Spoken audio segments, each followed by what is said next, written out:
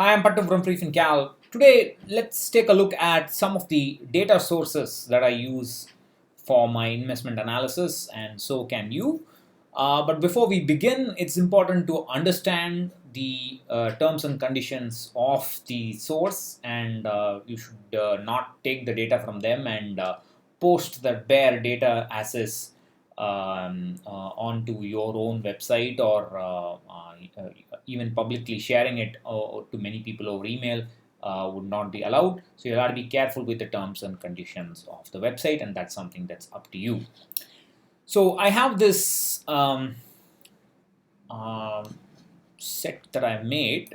So let me just quickly run through that. So for NSE, you can go to niftyindices.com. The niftyindices.com website will give you both the total returns data, the price data, the PE, PB, dividend yield data, everything. It gives you everything that's necessary for most Nifty indices, if not all of them. At least gives you data for the strategic indices, the smart beta indices. It doesn't give you data for the hybrid indices, but that's something I think it's a paid service. I don't know. I mean, I don't know the price. I was at one point considering whether to purchase it or not. I have to think about it again. Now, the BSE gives you the price data for its indices since inception. Now, NSE gives you Nifty data only from 1999, although it's been around for a little more than that, little beyond that. But Sensex gives you right from inception, right from April 1979 onwards, but it's only the price data. The dividends, the total returns data, including the dividends, is not available. For that, you have to go to the S&P website, us.spindices.com. If you go to that website, you can get the last 10-year trailing total returns data for pretty much all S&P indices. This is where I got my low volatility S&P data, the momentum data, the you can also get it for the Sensex, everything. So you can get it here. And for gold, I got my gold data from the World Gold Council. This also gives you the foreign exchange, US dollar INR foreign exchange data. Can be you can compute it. It's very simple because the gold in USD would be available. The gold in INR would be available. And this gives you the exchange history from 1979, if I'm not wrong. You just need to register yourself, and you can download the data. But the registration is free. Now, what else? So the S&P 500 total returns data from 1929. I have that. That's purchased. I got it from a website. I forget, some macro trends or something. Some website like that. I don't remember the name. Something like $10, $15, something like that. If you go to Professor Schiller's website, the Schiller PE, that Professor Schiller's website, you will be able to get the monthly S&P data from the 1900s, a little bit beyond that, and you can, from there you can calculate the that's actually inflation adjusted total returns S&P 500. But I used the total returns from that, and I've used that extensively for my course on lectures on goal-based portfolio management. You can get it. You can get SP 500 total returns data from Yahoo Finance from 1965 onwards, and what else?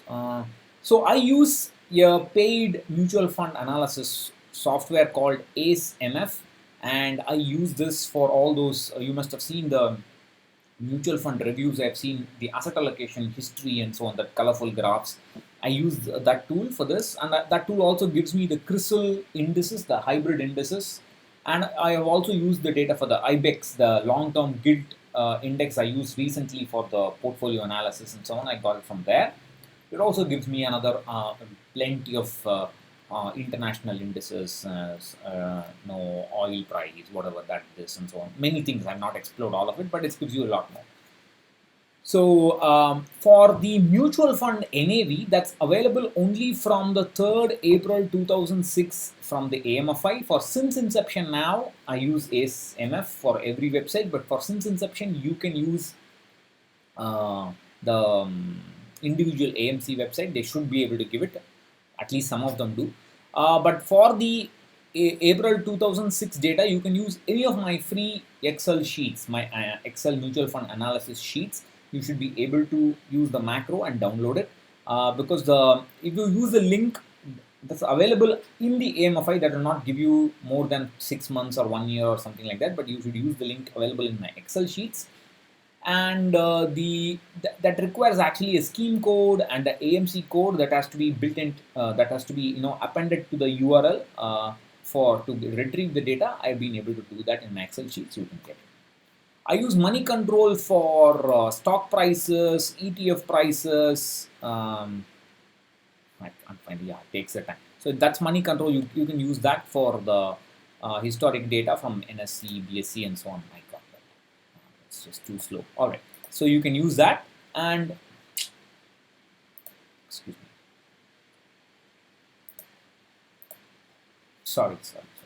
And one final point is, I think I've covered everything. Yeah, so sometimes you must have seen these graphs in some websites. They are dynamic graphs. That is, they will, if you say last 2 years, the data will change. If you say last 5 years, the data will change. So that's basically they're using JavaScript to get data from the server, from their server, via an API. And that protocol is called XHR, that is XML.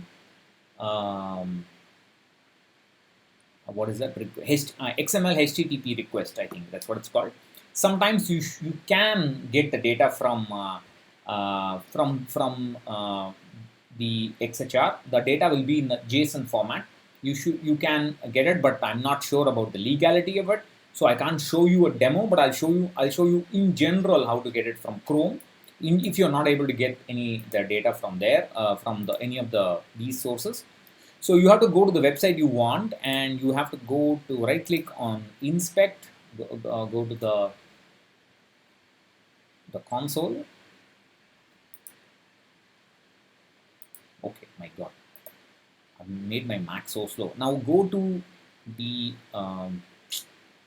network setting, and you should be able to see this XHR here. You should be able to see some files. Typically, these files will be JSON files. JSON is a language. Not too sure. I know how to write some JSON for my structured data schema, but I don't know beyond that. Sorry about that. So you should be able to get the data in JSON format from the website that you want, or from the dynamic graph that you're looking at. But I can't tell you whether it's legal or not. That you have to look at the terms and conditions. But as long as you use it for personal use, I think it should be all right. But then still, you better read the terms and conditions. So you have to get the JSON file from this Chrome tab, open it in a new tab, copy the data. There is a website called JSON to CSV converter. You can paste the data in there, get the data as CSV. The date will be available in something called a Unix format. So you have to convert that date from Unix format to normal format. That's available you can see the tutorials on the web.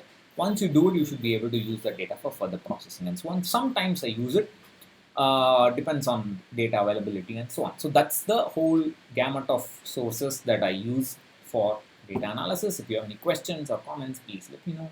Catch you later. Bye-bye.